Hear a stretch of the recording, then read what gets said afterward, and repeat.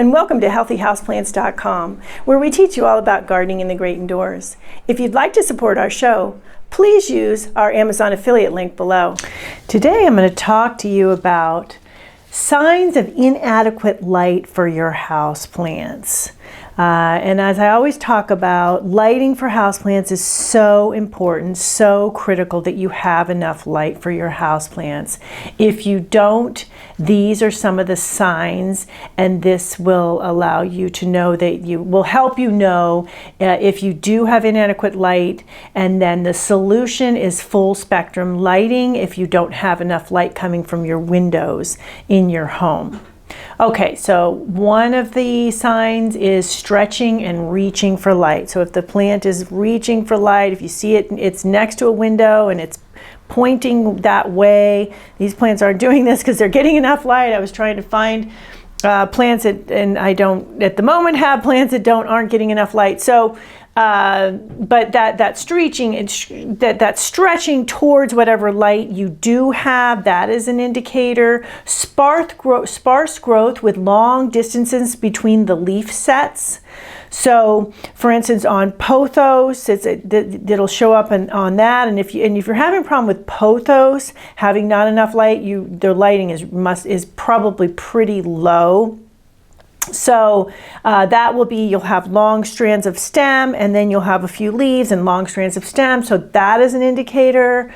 Lower foliage loss. So when you start to lose leaves at the bottom of the plant, and then you end up with just a little bit of a ball of a plant left at the top, that's an indication that you don't have enough light. What happens with plants, and I explained this in another video, and I will put a link to that in any other videos I mentioned in this video.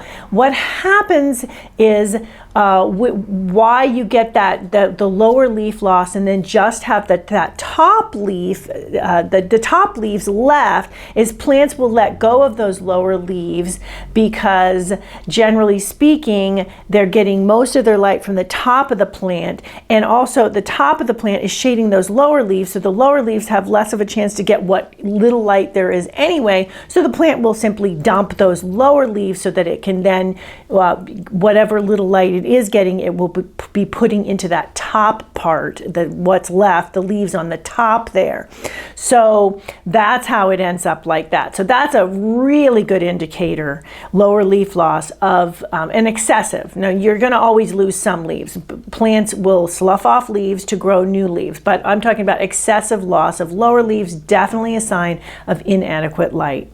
Okay, overall loss of vitality for the plant. The leaves may be pale, the flowers may be very little or non-existent, so they wouldn't be looking like this with this African violet here.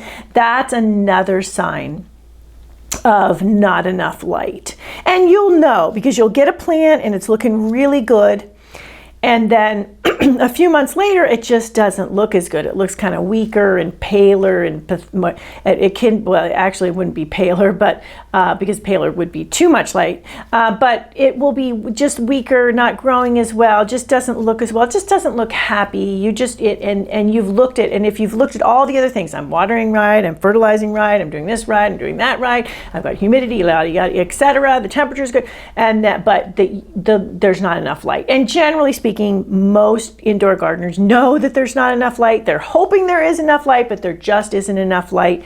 As I mentioned, then get some full spectrum lighting. Also, the last sign of potentially inadequate light, and that is pest and disease problems. So if you start getting a lot of pests on, say, mealybugs are notorious for this, and also scale and spider mites. What happens is pests will go for the weaker plants. And the reason they go for the weaker plants is because in nature, that's how it all works, okay? So the pests break down dead and dying plants, and then they feed on them, and then plants are able to regenerate and grow again. But but you have a little bit of a different thing going on in your indoor garden, right? As I always mention, your father or mother nature, and you're trying to simulate the outdoors. However, you generally don't want to do that with a bunch of pests, right?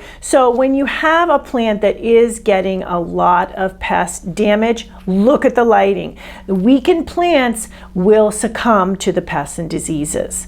So there you go for the top signs of inadequate light for your houseplants.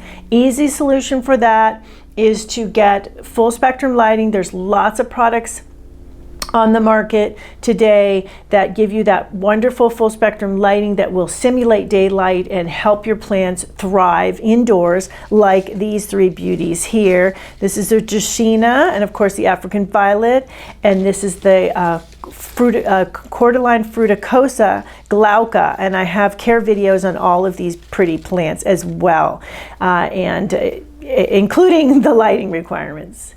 Thank you for stopping by today. Please leave any comments about any indoor gardening tutorials you'd like to see. Remember to like, comment, subscribe, and share this video, and please check the bell if you'd like to be notified when new videos are released.